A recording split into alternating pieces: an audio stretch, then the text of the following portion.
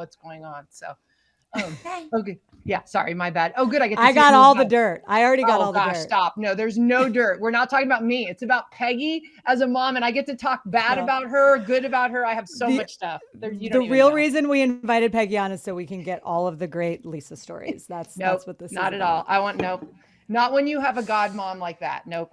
There's so many stories. Oh, stop. So many. Oh, trust me. I got some too, so watch your back. Oh, dear. Don't worry. Oh, gosh. I love it. I'm excited. Welcome to Your Mom. Your Mom Podcast. Your Mom's Podcast. This isn't any podcast. This is your mother's podcast. My Mom's Podcast. Nah, dude, she's your mom. With Ashley Addison and Lisa McCaffrey. Your mom is a podcast. Shut up, dude. Oh, welcome back to Your Mom. Ashley Adamson, Lisa McCaffrey, and I couldn't be more excited for today. I'm just going to start, Lisa, by saying that I hear from people all the time who are listening to the podcast, and they say, Lisa is a natural. Like, she's so comfortable on the air. She's so quick-witted. No. She must have done media or broadcasting before. Well, here's the secret. I just found out. This is not your first rodeo. You've had some hosting experience in your past. And from what I understand, confirm if this is right, our guest today was one of your first broadcasting partners, in a way. That is 100% accurate. Yes. Peggy Shanahan ran the Broncos Wives Food Drive way back in the day. It was awesome. It was amazing. We raised so much money, but to promote it, we'd have to go on radio shows, TV shows. And so she and I got to couple up and go on a couple. And we've had quite the adventure on the air, to say the least. All joyful, all wonderful. But yeah, no, today we get to interview Peggy Shanahan, probably one of my favorite people in the whole entire world, certified drippy. Like literally head to toe, dressed to the nines. I'll never forget it. I'd come in like jean shorts, t-shirt, like going to a game. And Peggy is like just perfectly coiffed, dressed. And everyone's like, oh my God, who's that? And they're like, that's not a player's wife. That's the coach's wife. Oh my gosh. And all the players are like, wow, she's got it going on. So yeah, not just hot, but an awesome mom who still runs the show and her family. Mike is like, I don't even know where Mike is. Like, he's probably on the golf course. Mike doesn't know where Mike is. Certified drippy is my new favorite. Yes, 100% to say the least. So we should just, for those who maybe, I mean, I'm sure everyone does know, but Peggy, mother of 49ers head coach Kyle Shanahan, wife of Mike Shanahan. You mentioned Crystal, her youngest daughter, who was also your babysitter for the boys. So I'm sure we'll get into some of those stories. Who should be running the 49ers, or actually no, should be running the country. Crystal is like, oh my gosh, she's got it going on. She has 4 boys, like an idiot, like me, which Peggy and I are still shocked because she babysat for my 4. And then all of a sudden turns out and has 4. 2 are twins, but still I'm like, she's crazy. So, but she does it way better than I ever did it. I'll say that. So, well, you have to be crazy. You have to be crazy to come on this podcast. So we know that Peggy is crazy and that's what we love about her. Without further ado, let's welcome the woman of the hour, Peggy Shanahan. It is great to have you on Your Mom, Peggy. I don't know why you said yes to this, but I'm sure glad you did.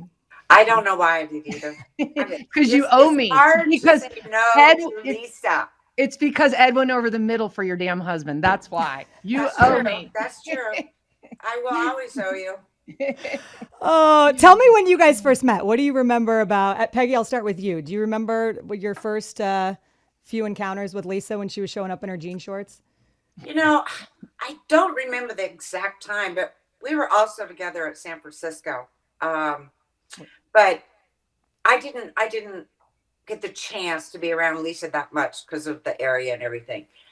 But when she came to Denver, it was just total excitement because she'd sit there with her hands that she does and start making up all these things. And you're just like, what?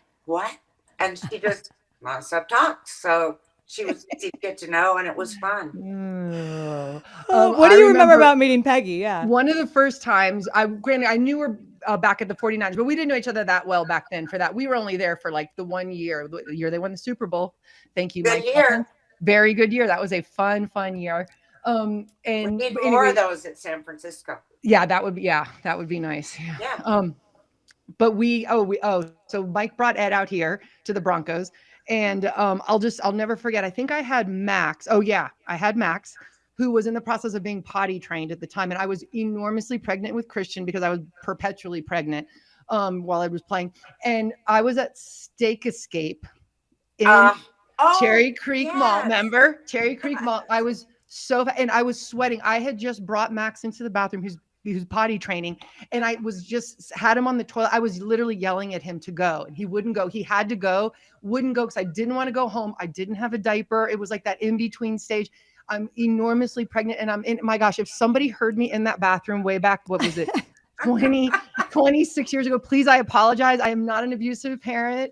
I love my child, but oh my goodness. Yes, he was a little stubborn. Anyway. By the way, just for new parents who are going into potty training, yelling and screaming at your kid to get them to go, it works every time. Trust us. Right. Just yell. The louder you yell, the more likely they'll go. Right. So bad. Anyway, I just went through that ordeal and we're sitting. And then after that, I'm like, okay, for a treat, we'll go at Steak Escape or whatever it was. And I'm sitting there and I am so fat too. I am enormous. I gained 100 pounds every pregnancy. Peggy can attest. She was really large. Thank you. Yes. It's not even an insult. It's a fact. It is fact. I got so many stories about that. But anyway, I'm sitting at Steak Escape feeling horrible about myself, like just wiping the sweat off, eating fries because it was the only thing making me happy.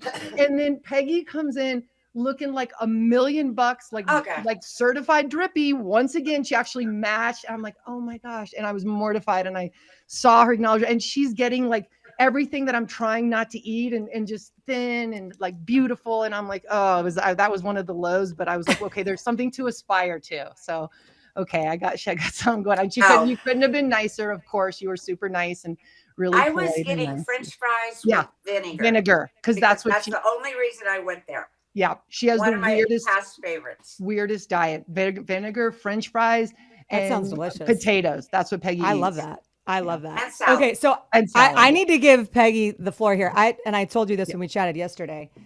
I know there are a million stories that you could probably tell on this podcast, but can you give me like your favorite or your best Lisa McCaffrey story? You better be nice. If Christian ends up on the Niners, okay, just keep that in the back of your head. You have to be nice to me still.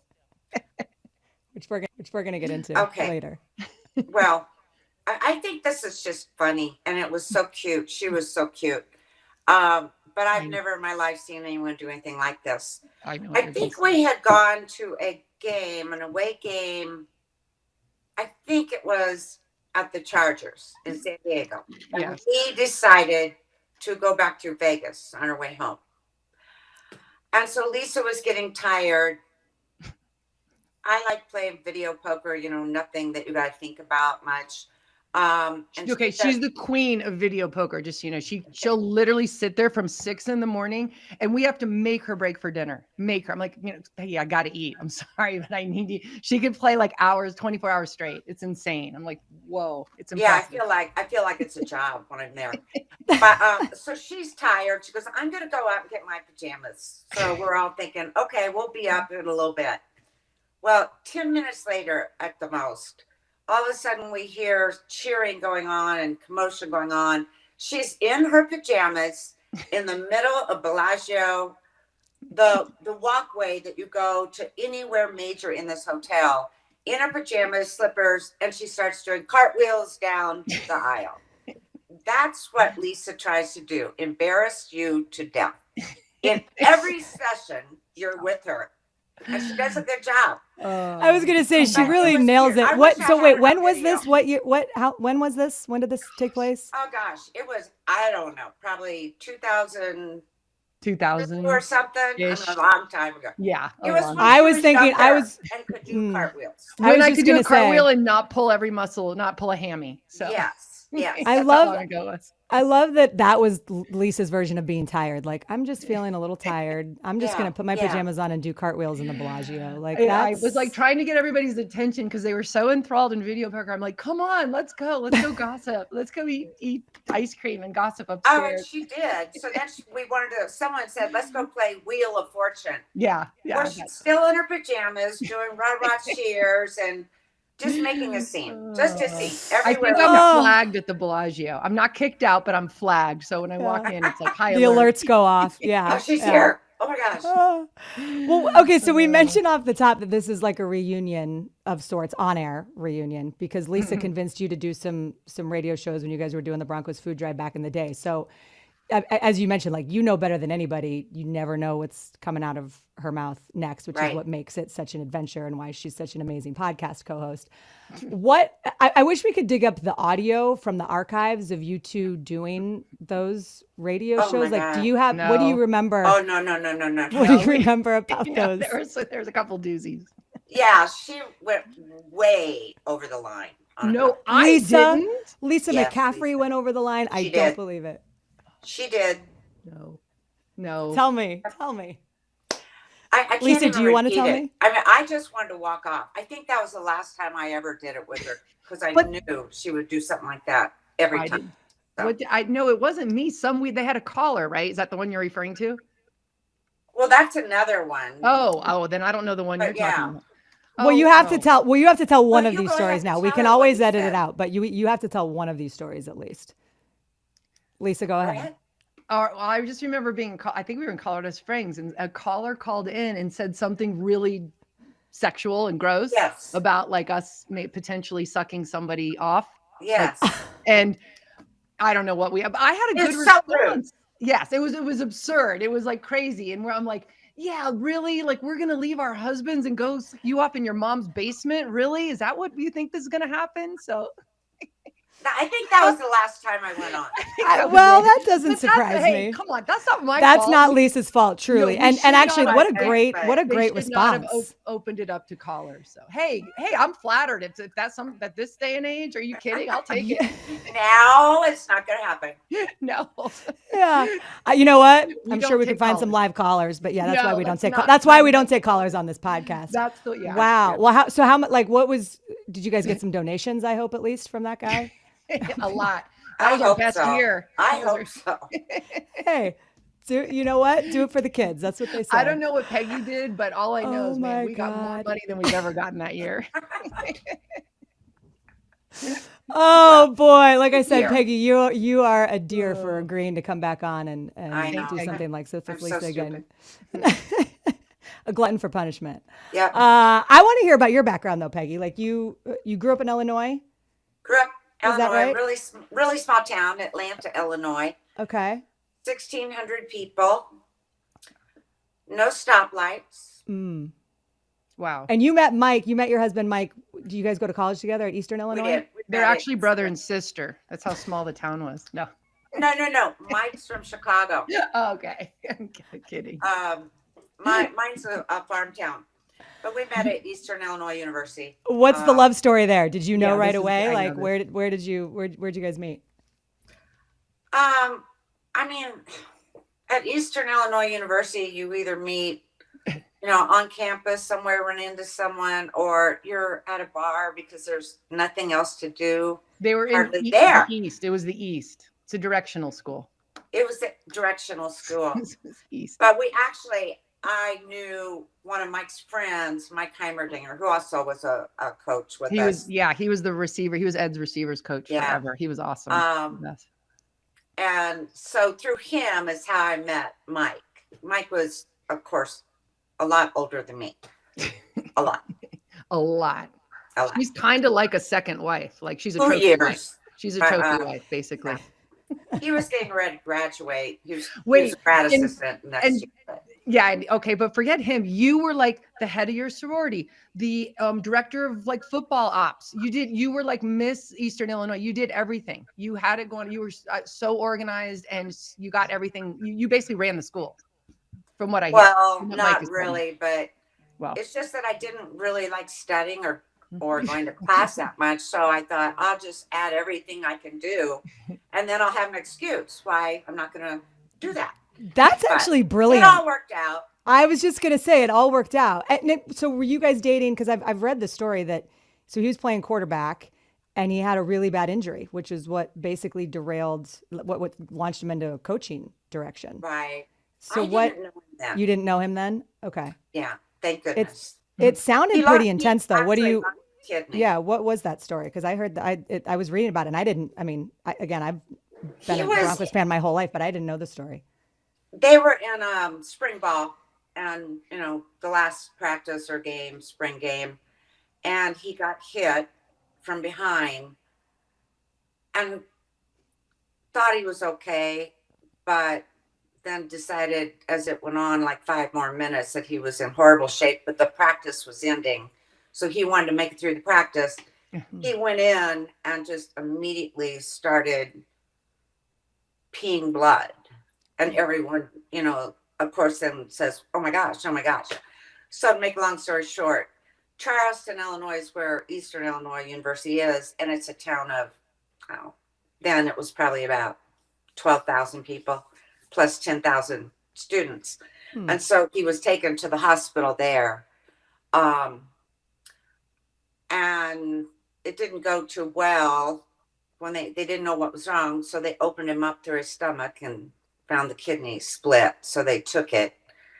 And he was given his last rites, but he's still with us. He's good. Wow. I mean, So I didn't have to go through that part. I'm glad that you weren't dating him that at would have that been point, really hard. honestly. Really yeah, hard. I think that's. But that did shorten his career a year. So he started helping with coaching early. Okay. Do you like football, Peggy? I know that seems like a weird question, but I do you like love it. football? I mean, I have to, right, Lisa? Right. You have to. You have no choice. Yeah. But I'd never been to a football game when I met him. I didn't know anything about football. And then tell us after that, your trajectory. Where did you go? You've had we might need a whiteboard to break out to show all the different, basically you lived everywhere in the US, every small town to start off. Where'd you go from there then? So we got engaged when Mike was at University of Oklahoma. In 1977, we got married, and we were supposed to have this great honeymoon. It was going to be in Mexico, and some alumni was letting us stay at his place, Acapulco. And so 1 week before the wedding, Mike gets hired at Northern Arizona University. That's right. So no honeymoon. Our honeymoon was driving from Illinois to Flagstaff, Arizona. Super romantic. It was so exciting. Did you guys hold hands in the car and stuff? We hit a tornado in Missouri. Oh my God. We hit a major dust storm in Oklahoma City, and then we hit snow as we're going into Flagstaff. And are you, Peggy, like, what wasn't a the good way to hell start am I off. thinking? Is there part of you that's like, what am I might be doing? Foreshadowing. What did I do? Why did you do this? But so we were only there for 9 months, and then we went back to Eastern Illinois University. Mike became the offensive coordinator. They won their first national championship that year. So then we got invited to join University of Minnesota. Oh, that's right. And that's where Kyle. That's where Kyle accidentally decided to appear. Kyle was not planned. Like, whoa, what is happening? It was a little like 10 years ahead of when I thought that might happen, because Wow. I was really trying to get into some sort of business and do something before, if I ever did that. But so it worked out well, because you know how it works though, good. right? You know how it happens, right? Okay. It was part of the insurance problem, but anyway. So we were there a year. Kyle was born December 14th. And 2 weeks after that, Mike accepted a job at University of Florida. And so we moved when Kyle was like 2.5, or Mike went almost immediately, but I went with Kyle like 2.5 weeks later. And that seemed better weather for me. So I was great with that. Yeah. And for But Kyle, it was not over yet. And for Kyle, Kyle doesn't like to be cold. No, he doesn't. We were there 4 years, and then Mike was hired by the Denver Broncos, and we were there 4 years. How many Super Bowls? Went to 3, lost 3. It's okay. They made it. It's okay because we know how the story ends. Yeah, and then At he the got time. hired. Then he got hired by Al Davis Oh yeah. with the Raiders. That was a special year. For a minute. Then we went back to Denver for 2 years, I think. And then we ended up in San Francisco for 3 years there and won a Super Bowl there. And then Mike got the head job back at Denver. And so, yeah. Okay, so we joke about like, did you know what you were signing up for as the wife of a coach? But I want to ask both of you about this because I think on the outside, people look and think being the wife of a coach or the wife of a player is amazing because they see you in the public eye with these, great clothes. And once your husband has reached some level of success, it's very clear that people think, oh, that would be awesome. You're living this like great cushy life, hanging out in the box, going to different events. And while maybe some of those things are definitely true, I don't think people really understand how lonely being a coach's wife or a player's wife can be. And this is something that Lisa and I have talked about. But how would you describe, and Peggy, I'll start with you, what it's like to be the wife of a coach, not just from the moving around, but from everything that then you are asked to do at home? Well, yeah, it's different. But I kind of assumed he'd be a coach like in high school, like in Chicago or something like that. And then when he went as a part-time for University of Oklahoma, I kind of got it there that, okay, this might be college, it's different. I didn't even think about really the amount of traveling because I wasn't really involved in the coach's wife situation yet. But yeah, we did do a lot. So you learn really quick.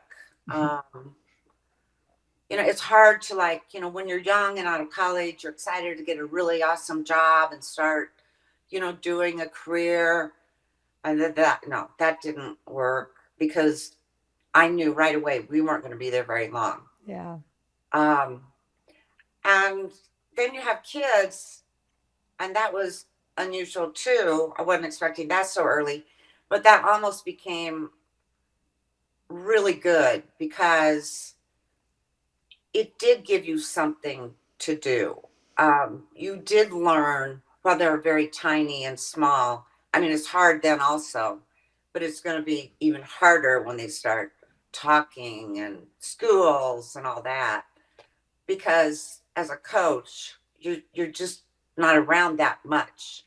You are, but not that much. Mm-hmm. Even the off season, because in college you're recruiting or, it's the same in the pros in one way or another.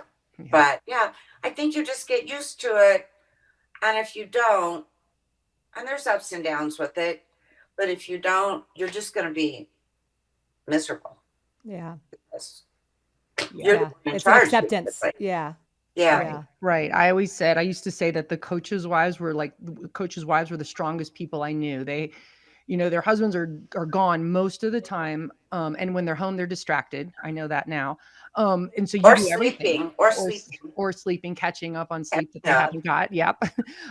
But they, you're responsible for everything, responsible for all the kids, everything that, when Kyle fell off the bar, jumped off the bar, you take him to the ER and you're calling Mike and, you have so much responsibility. You take it all on and you did it with grace. I'm not quite as graceful as you. And I don't even have little kids. So kudos. No. Well, no, I only had 2. Yeah. And That you was had 4.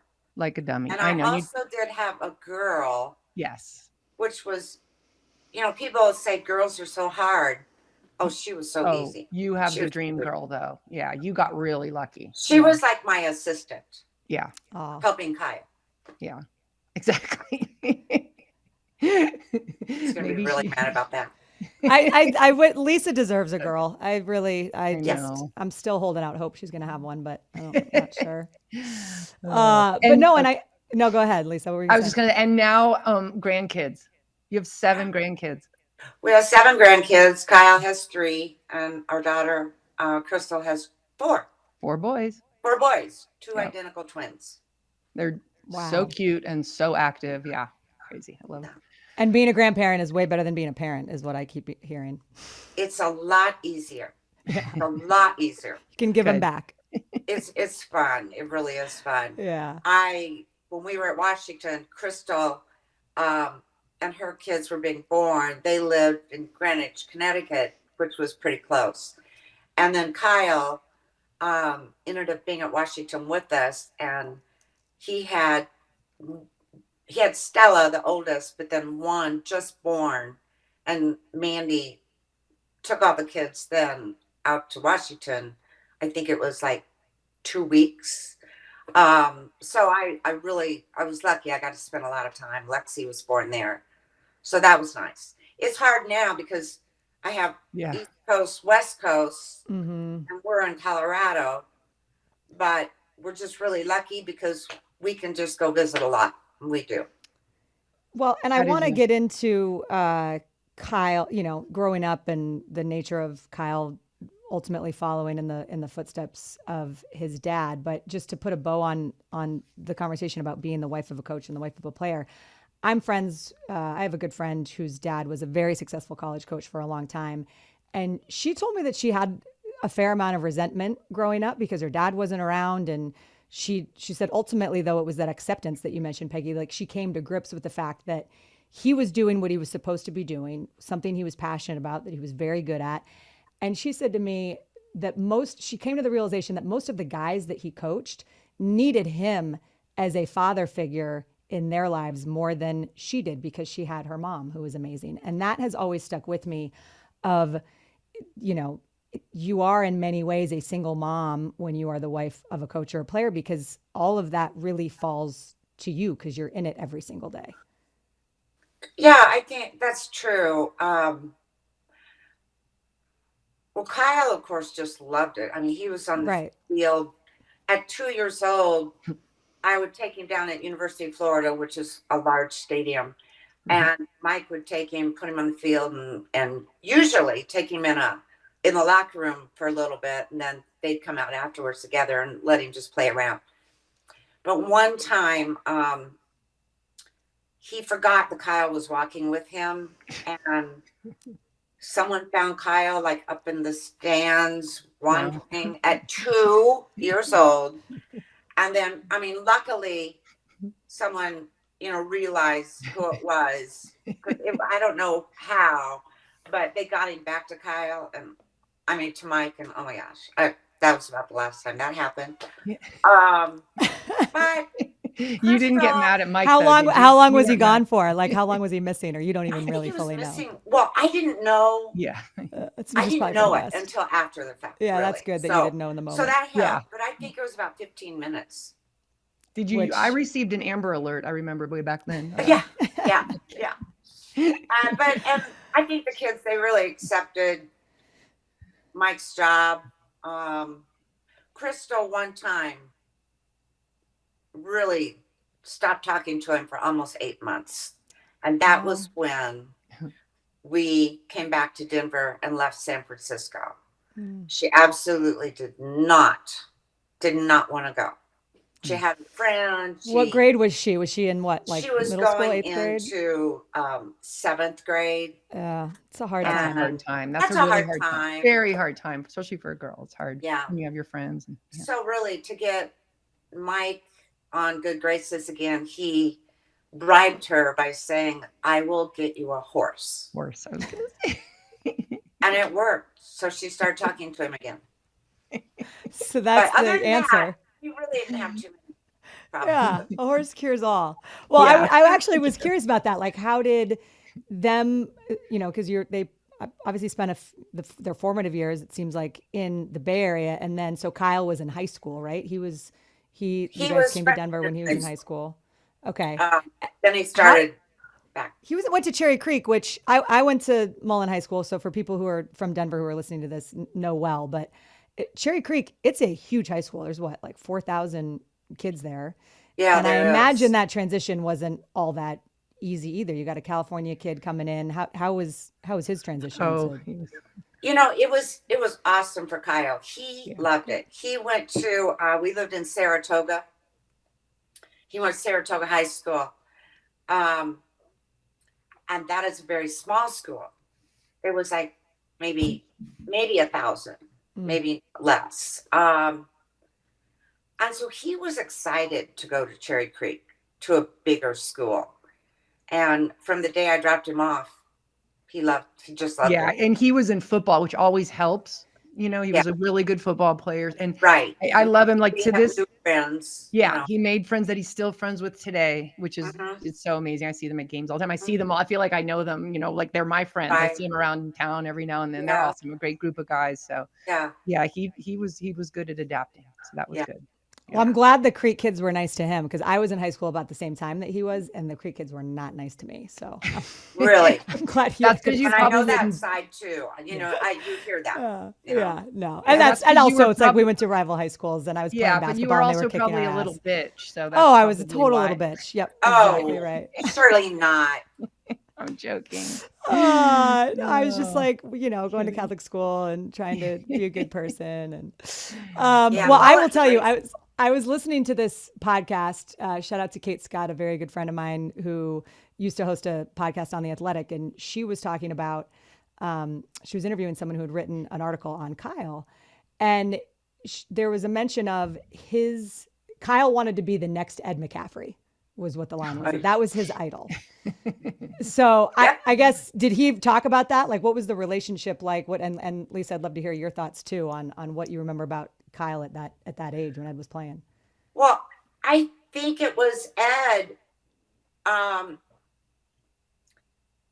so much because Kyle was old enough to really, he held the phones for Mike on the sideline back then. They could do that. And so he got to be around a lot of the players, and Ed was just so it. Um, Yeah, really? and that's why he picked 87. I mean, if he would have been in San Francisco, he might have picked Jerry Rice's. I don't know. Sorry, Ed. But, Yeah. He wasn't picky, obviously. It was He had a whoever lot of was around. criteria. but yeah, that was his number everywhere he went from then on. Yeah. That's cool. I didn't know that. I love that. Lisa, Yeah, what do you it's remember funny. about that? And I just remember him. They kind of looked alike in a weird way. They resembled each other. Kyle was tall and thin, Yeah. was Ed, and they kind of looked alike. But I know I thought I had heard that. I'm like, oh, that's so cute. That's awesome. That's great. Just don't bowl him over in a practice, like he did Right. Pat Bolin's son one time Oh, on accident. yeah. I was like, okay, where are we gonna go next? You just got cut, buddy. Right. Yeah, no. But I remember Kyle the ball boy, and I see him today on the sideline. I'm like, he should go be shagging balls. Like, why is he calling plays? That's so weird to me to see. But It is. yeah, it's so funny. No, but he's awesome. Yeah, he's he was a fun kid. I remember when he got older, I think he was like a senior in high school or maybe even in college, and he came back with a bunch of friends. We went up to I think we were in Vail or somewhere, and we were skiing. And wow, by the way, he's a really good skier. Did you know that, Peggy? No, because I No. don't ski. Yeah, that's true. I don't But like cold weather. That's true. And actually, I don't think he does either, but he's a really good skier. So anyway, I was just really impressive. He had all his friends, all his buddies, and they came up, and I think we had rented a place and they stayed with us. It was just a really, really fun weekend. So anyway, it was great.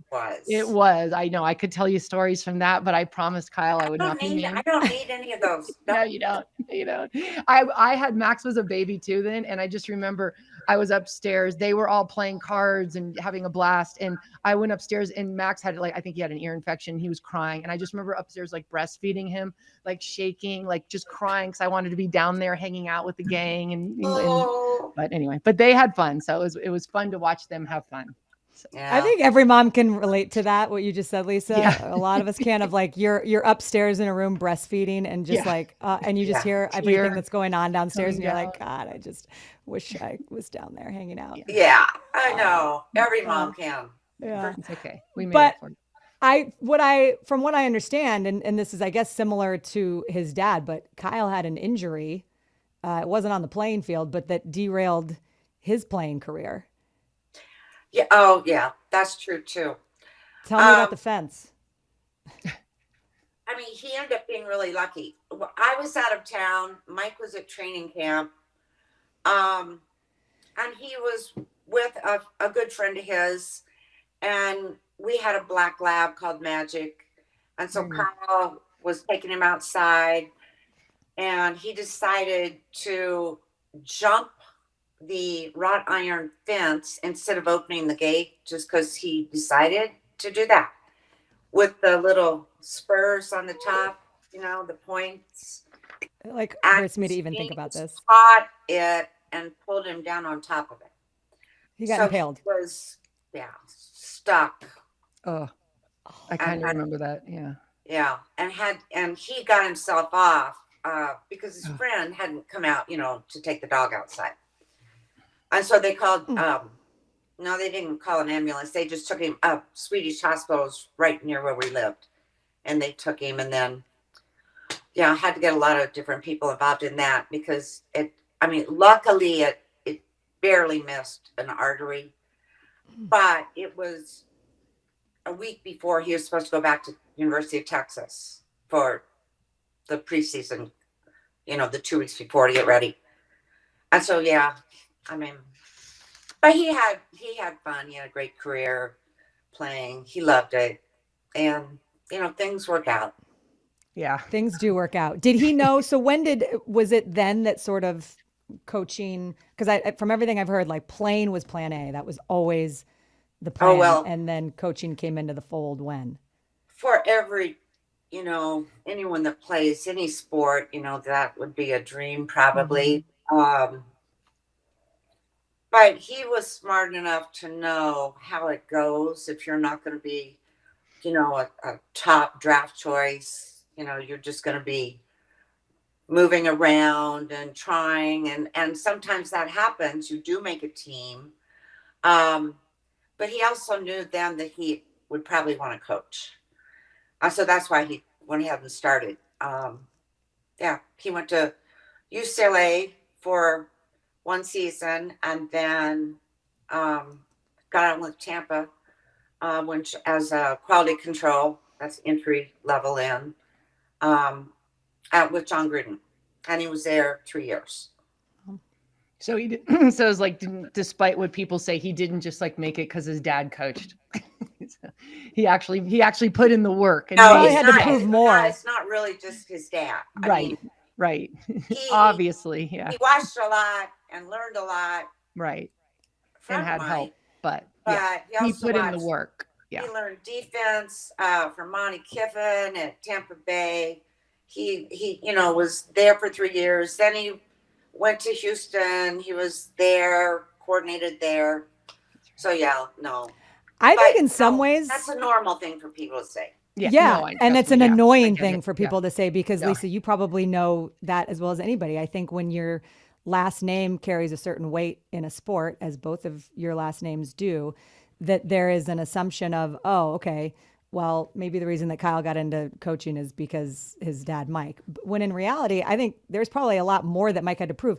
He had doors open to him that maybe weren't open to other people because of what his dad did. But I don't want to speak for him, but you probably saw it firsthand. He probably had to prove himself more in a lot of ways to overcome that feeling that people might have. Well, you're just here because your dad. Possibly, yeah, that's true. Plus, he's good. I mean, seriously, watch a game. And it's just the way society is right now. Yeah. Yep. They're going to, criticize you for something anytime. Right. That's how people like to be sometimes. Right. You just got to learn to take it. Yeah. Kyle has thick skin. He's good. Yeah. It's hard. Yeah. Go ahead, Lisa. Yeah. I always tell my kids and Ed and all of us, you do get a lot of criticism, but I'm like, you know what? At the same time, that's what you unfortunately remember. But there's a lot of praise. There's a good. Right. I mean, Kyle gets a lot of praise, which is well deserved too. So I mean, that's true. You can either, and I tell that in coaching too. Like Ed always comes back home with, well, this kid's just not getting it done, or he's not working hard, or he's slacking off, and I'm like. And he's like, we're giving so much, he's a good player. He's got potential. We're investing so much time in him. And I'm like, well, at some point, maybe why don't you invest in the kids that are really trying, that are, working hard, that are, a good part of the team like that, maybe focus your energy on them and then let the guy that's slacking off see that and maybe he'll rise or whatever, but focus on the good and the positive more as opposed to the squeaky wheels and the negative. So there's always going to be positive. So anyway. Yeah. There's always both. Yeah, there is. There's always part of it. Mm-hmm. Yeah. It's in every job. Doesn't matter what job you're in. So yeah. Is it harder for you personally, and this is a question for both of you because you both have this dynamic, is it harder for you to hear the criticism of when your husband was playing / coaching or your sons? Go ahead, Lisa. I've never heard any criticism about any of my children or my husband ever. ever. Nor ever, should you. except for me. Except When Mike tried to cut him every single year and replace him every single year when he was on the Broncos. But that's a whole nother podcast. Yeah, she was so paranoid. Let's oh my get gosh. into that. No, it's definitely, gosh, I'm getting defensive of both, and I know that's the wrong reaction, but probably my kids. It's got to be kids. You're just like, they're your kids. You feel like my husband can take it a little bit better because he's older, but I don't know, still feel bad for both. But it's part of it. It's fine. It's fine. I think it's harder for kids because how much it's going to hurt and how hard they work.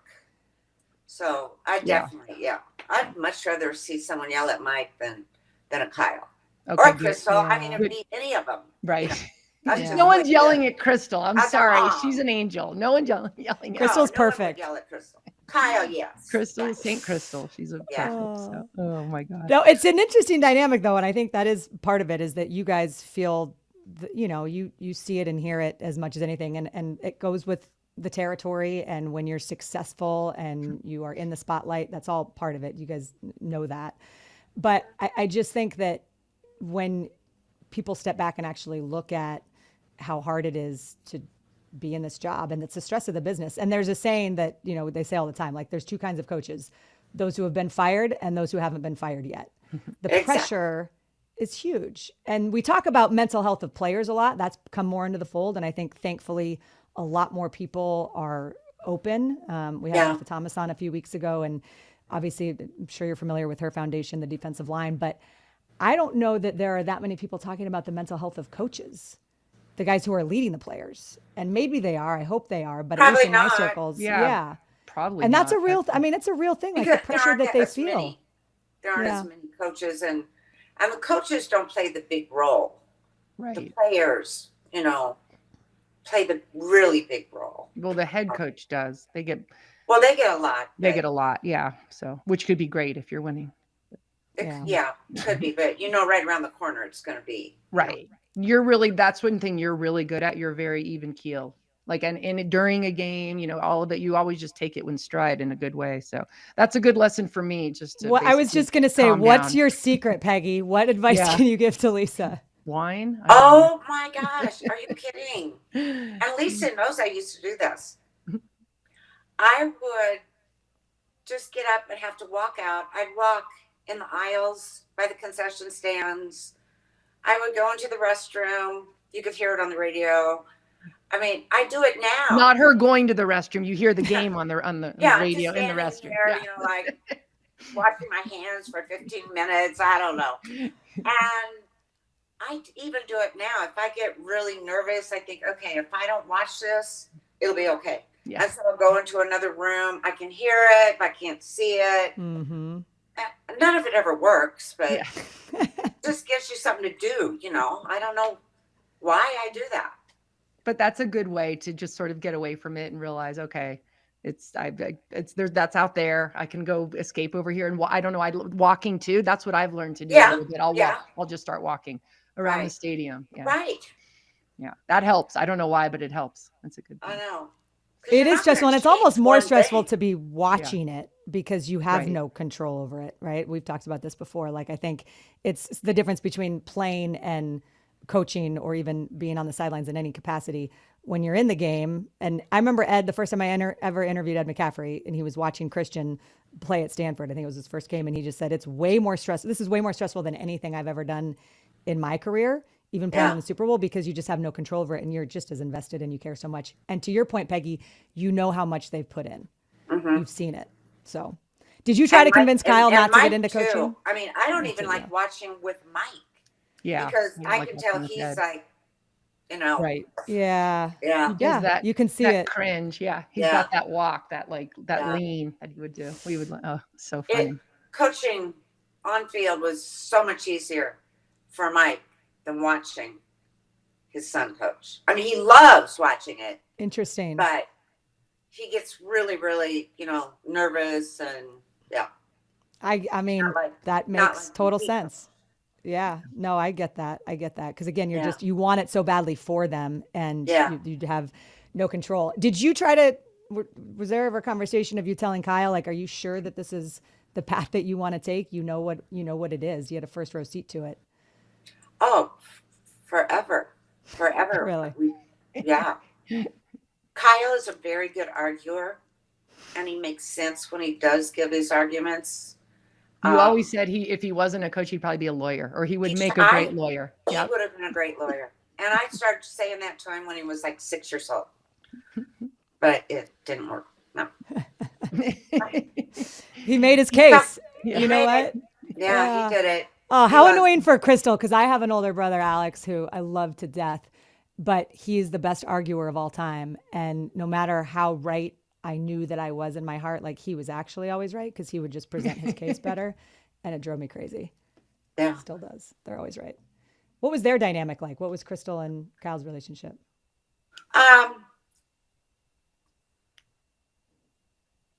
When Crystal's 2 years younger than Kyle, and the first time I left to run to the store, I let Crystal be in charge and be the babysitter. And I explained to Kyle exactly why, and he couldn't argue at all. I mean, it was like a 10-minute thing.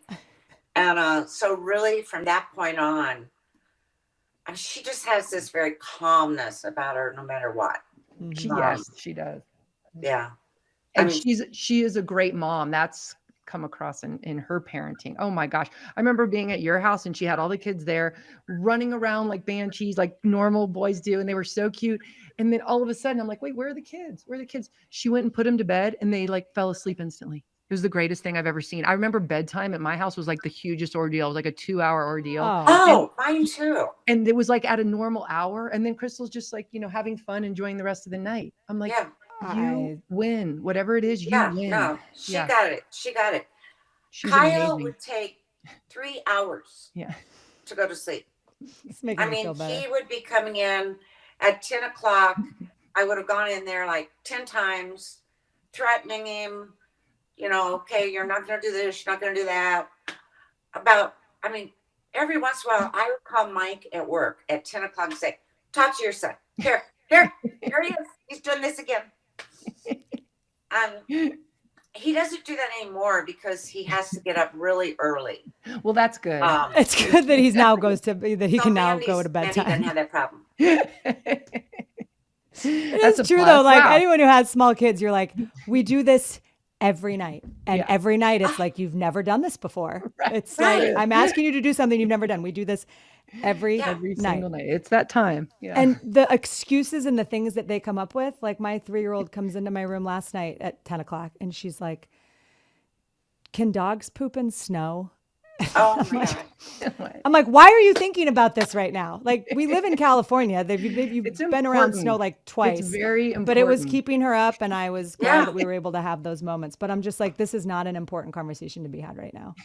Yeah. There was no conversation. He just didn't want to go to sleep. Yeah. That was it. Yeah. I had a bad sleeper. Max was terrible. Wait, Peggy, tell the story about when Mike was asleep and like screaming out women's names like Rita, Lana, Rosa. And Peggy like woke up the next day like, oh yeah, who's Rosa? Who's Rosa? And it was Mike and Rosa and he kept saying it over and over. Who the hell's Rosa? What the heck? And the next morning he gets up and I go, who is Rosa? And Mike, who's the Mike? You? And he goes, those are plays. Those are named for plays. So Rosa means right. I think the Rosa was right, and then Mike signifies the Mike linebacker, I believe. The Mike linebacker, yeah. I know some football, but I don't go deep. Yeah, you're right. That's a good answer. No. Mike Rosa. Kind of like Peyton Manning, with Omaha. Omaha. Mm-hmm. Yeah. Oh my God. What is and I'd love for both of you to answer this too, like maneuvering or watching the relationship between father and son, because I'm sure they obviously both are, Kyle and Mike are close. And I know it sounds like from what I understand are still very connected over football and talk a lot about it. I'm sure there were also some bumps along the road. And Lisa, as you know, your oldest Max is now an OC for Ed at Northern Colorado, and Dylan, of course, plays quarterback there. I'm just curious as to how those relationships, the good and the bad, and how you maneuver them as sort of like the third party, because I'm sure you guys both hear the other sides of it. Mine's easy, so I'm going to let you go ahead and explain. No, yours. I want to hear you first because I need advice. I need help on this one. Yeah, no, Mine's help me. So easy. So wait, so Kyle was the offensive coordinator for Mike at Washington for how many years? 4 years. 4 years. Okay, so that's okay. Go, please help me. Talk me off the ledge here. Go. How was their dynamic? No, I think at the very beginning, like what Max is going through, they know the offense, or they've learned it now. They might be changing offenses like Max and Ed did, but they're all learning it together. And Kyle and Mike were always on the same page. Never a problem. And I think Max and Ed is probably very similar too. I think it was good for them, and this wouldn't be for everybody, but Mike really wanted Kyle not to start with him because he wanted him to learn other offenses, other defenses, to get knowledge in different ways. And then if he, loved it, wanted to stay in it, and was very good, someday he thought that'd be awesome. And I mean, the situation didn't end up awesome, but them coaching together was awesome. They loved it. And I'm sure Max, and you're probably going to have a head coach and I don't know how many other coaches someday. Don't wish that voodoo stuff on me, Peggy. Shut your mouth right there. I know. I told you not to have 4 kids. I know. Well, now I know how it works, so we stopped, okay? Stop. Oh my gosh. Yeah. No, and that's good to hear.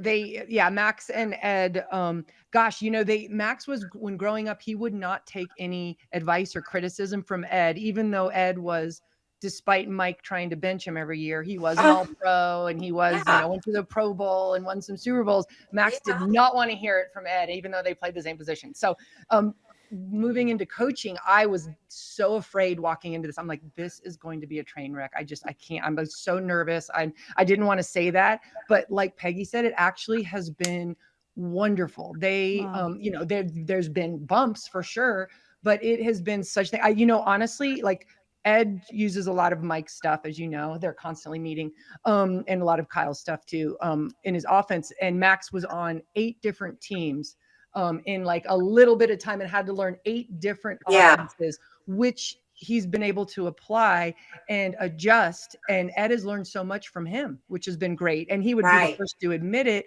And Ed's role too, just in college, he's had to take on like a manager role in a lot of things. So he doesn't have the time he would like to put into the offense. So he is very, very thankful for Max, to be honest. He wasn't sure. He thought he was going to be more of a teacher. Whereas, you know what? No, he's actually opened up. They've been able to learn from each other, and that's cool. They actually are really cute. And yes, they both call sometimes venting a little bit, or, I'll see Ed will vent a little bit about the other. But it's nothing. It's like things that are easily handled, and they actually get along great. I think they respect each other so much, and it's actually strengthened their relationship, which I was surprised because I thought it was going to be a little harder. Now, Dylan, on the other hand, poor Dylan.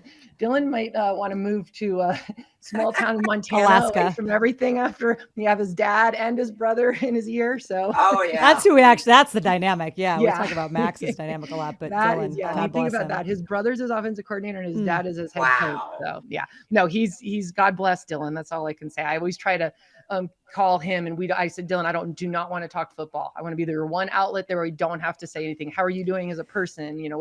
What's going on outside of football and stuff. So that's fun. But he's taking it in stride. He's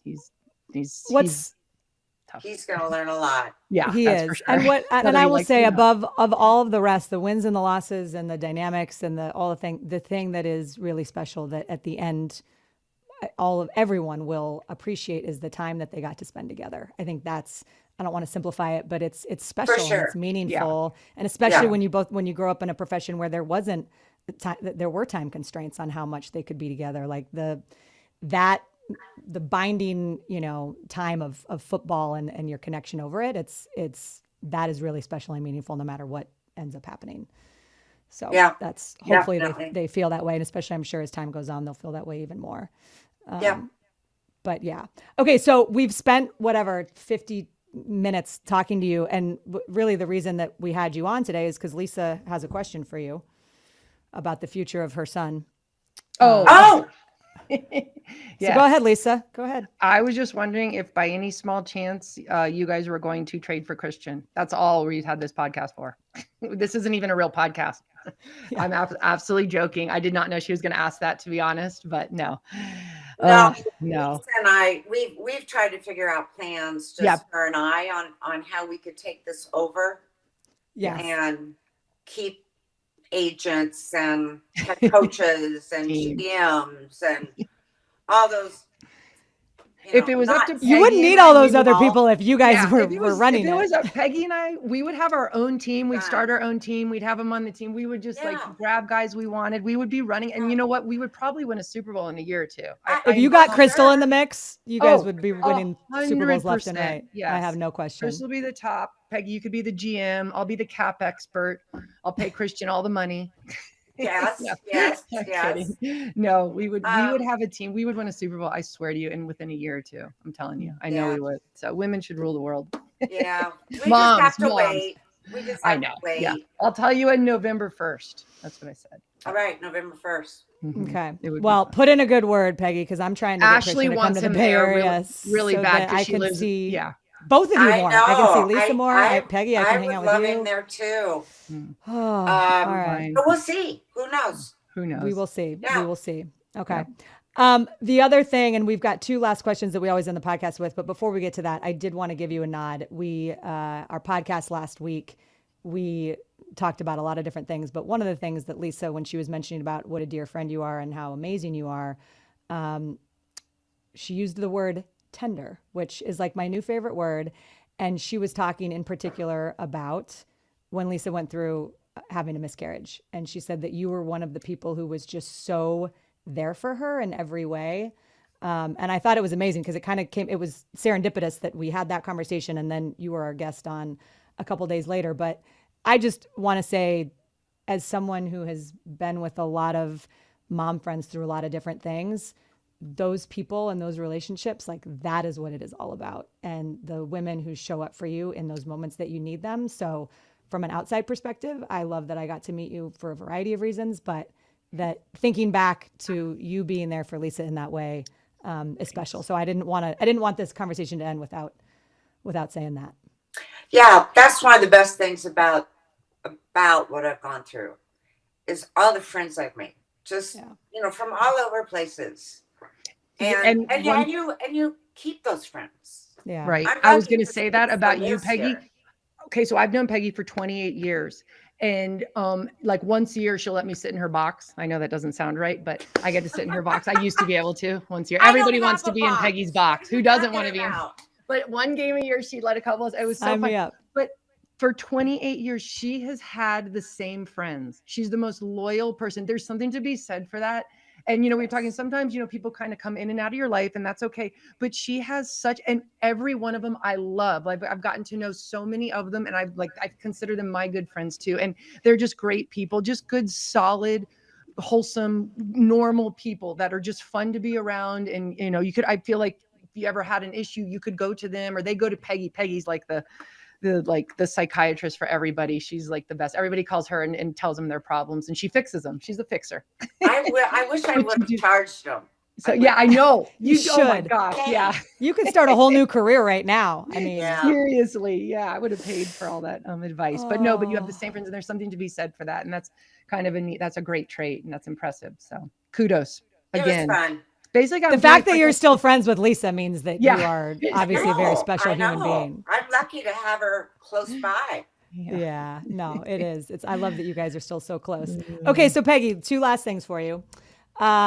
we always close out by asking, one, if there was something, knowing what you know now, if you could go back and do it all over again, is there anything that you would do differently or approach differently in terms of being a mom?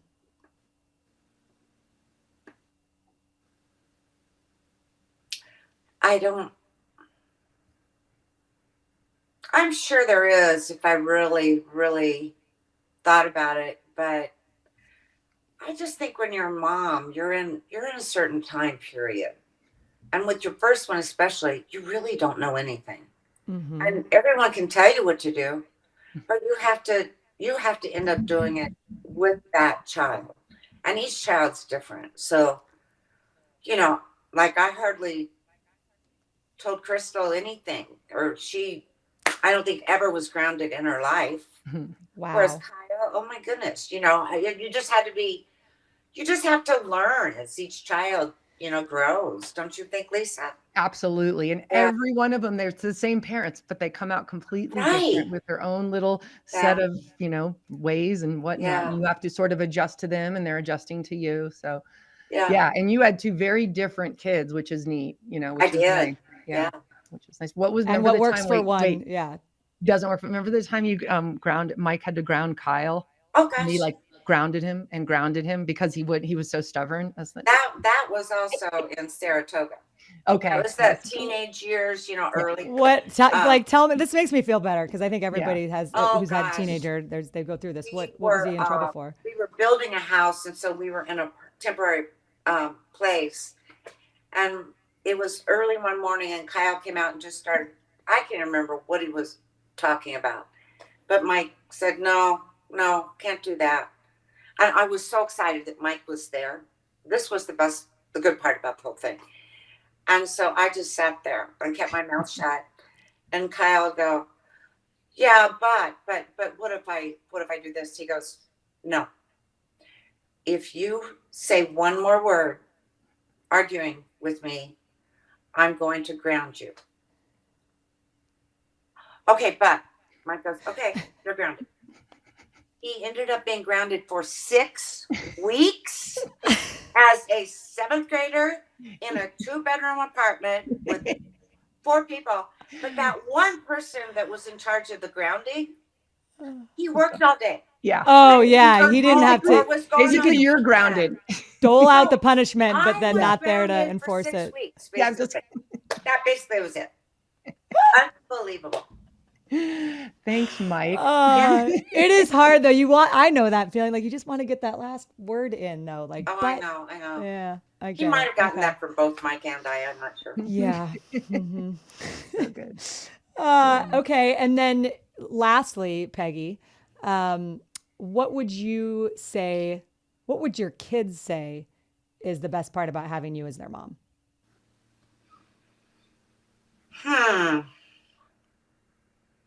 I'm a pretty easygoing mom, and I have been.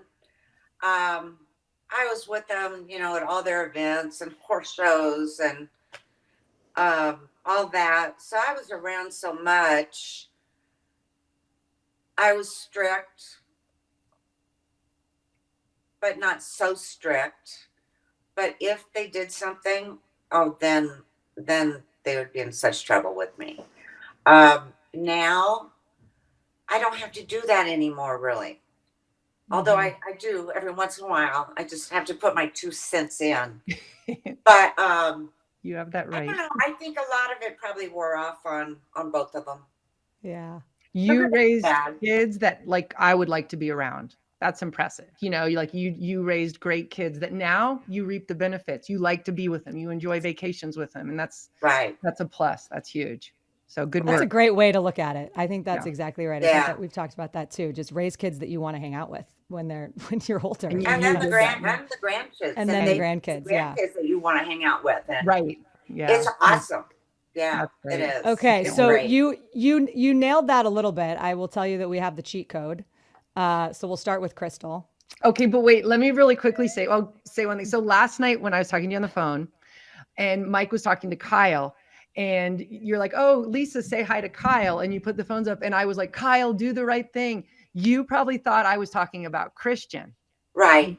I wasn't. I was talking about, dude, get this in, turn this in, because he was late on the He draw. had a homework assignment. He had a homework He had a assignment. homework So I was assignment. like, I wanted to tell you that so bad because I didn't want you to think I'm berating him to like, hey, it wasn't even about that. This is what it was about. So go. Okay. Okay. So we'll start with Crystal. Yeah. This is a text from Crystal about the best thing. She's the best mom and Gigi. She is a very loyal and supportive person, but is also not afraid to tell you exactly what she thinks. Oh. She loves her friends and family and is always there for us. She's too young and fun to be a grandma, so she's Gigi, and her 7 grandkids love her. She visits often and sits through endless hours of kids' sporting events. We absolutely love her so much. Oh, that's So there's so Crystal. I know. Okay, now here's my other dear. question. Do you have your phone? Do you have your phone on you? Do you have your cell phone with you? I do. Okay, grab it. I just sent you a text.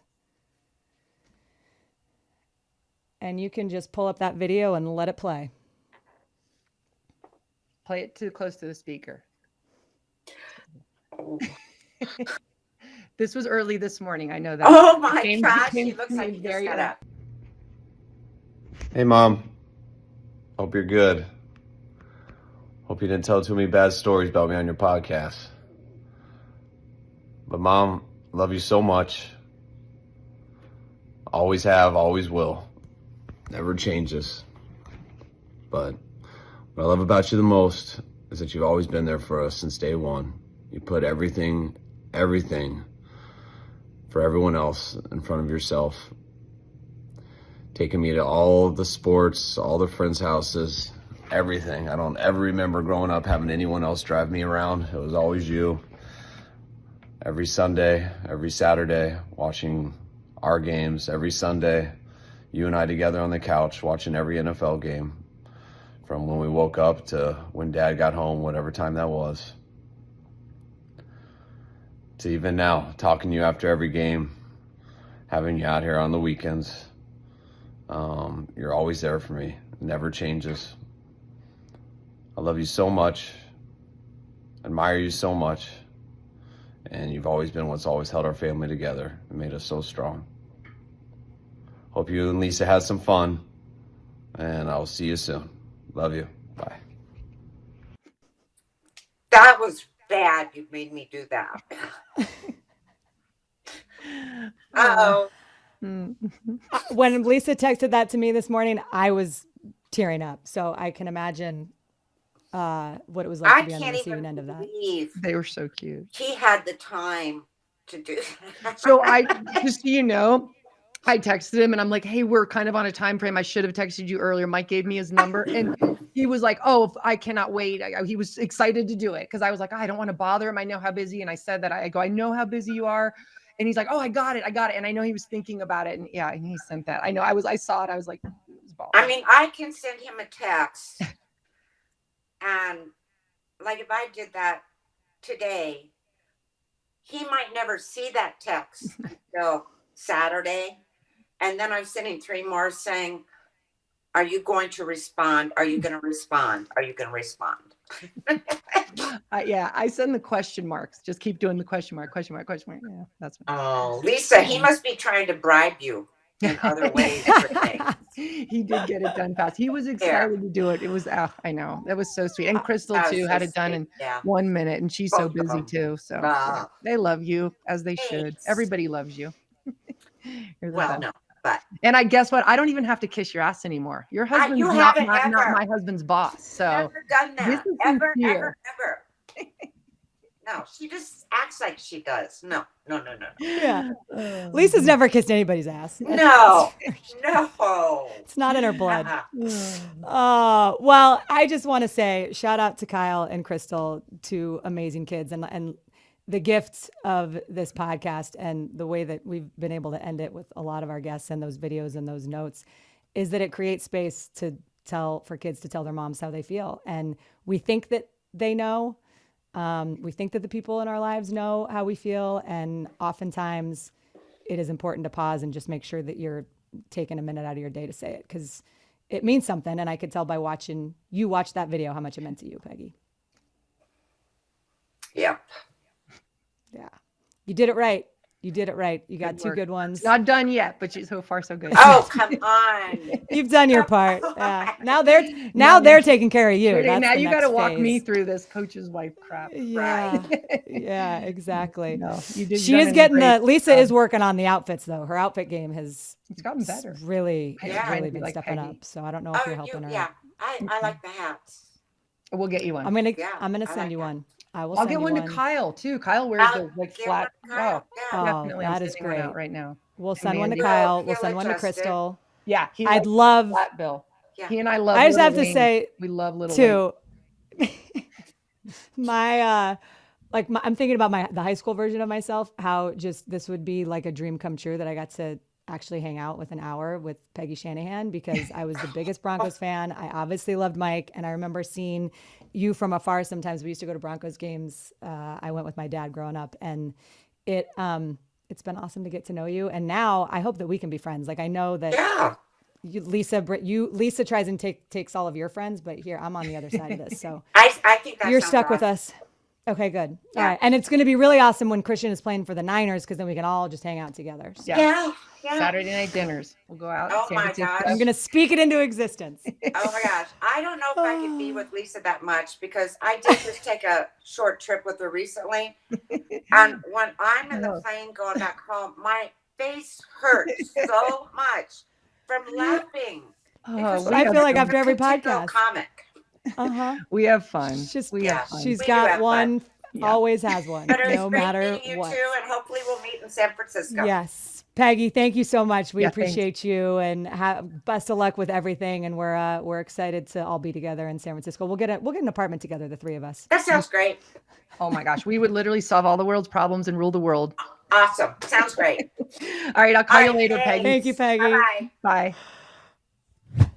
All right, so I just have to thank you for introducing me to Peggy Shanahan because that was amazing. She's my I can friend. see Don't why start, you like, love her. Moving into my Oh, territory, I'm though. coming Okay, let's for set your the- friend, She is my sister. friend. I don't have a lot of friends, so I got to keep them close. You can be friends with her, but just know I was friends with her first. Just as You long were as you the know first. that. You are the priority. You are the 28 years of friendship. I got nothing on that.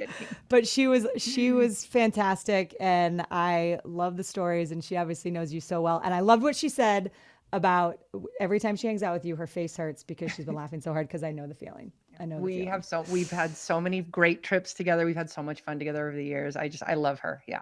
Yeah. I also love that you clarified when you were talking to Kyle, that when you were saying do the right thing, that it wasn't about getting Christian to come to the Right. Niners. It was about sending us. It was the like, video. don't forget the video you're sending your mom. Right. And Peggy's thinking, oh, she's really laying it She's to him to get Christian relentless. there. Like, nope, it's nothing to do with that. I couldn't wait to tell her that too. I was like, just so you know. Do the right thing.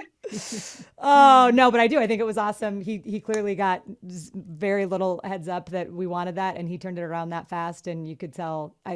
Again, watching these videos has been like one of the best parts about It is. It's the best part of the show. I know. I tear up every single time I tear Me up. too. It's so sweet. Me It's too. So sweet. It So- is. It matters and it's special. So, Yeah.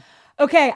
Next time I see you, I am see going me. to be sitting next to you in person, in I our like cannot Halloween wait. snuggies. We're doing a Halloween episode in Colorado. I don't know what's going to happen, but it's going to be great. And I cannot wait to be there with you.